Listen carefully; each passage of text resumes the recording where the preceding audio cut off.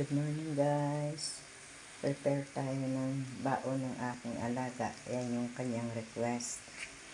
Spam daw. Spam na lang.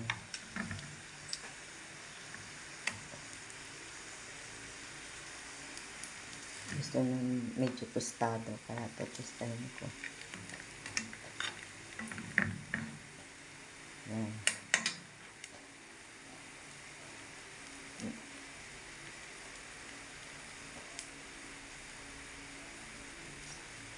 May pasok siya sa work.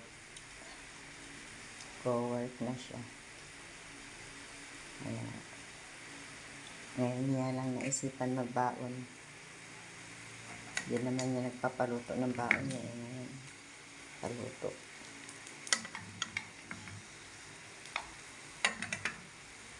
Totoast ko ng konti yan.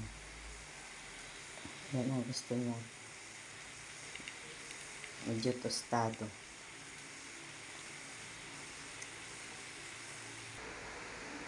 Yan ang kanyang rice.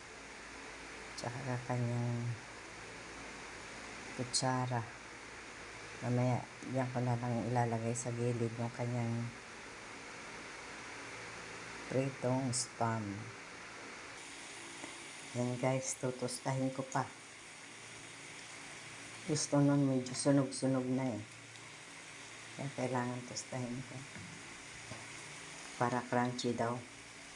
Maninipis lang yan. Sakto lang yung kanyang kapal. Para crunchy.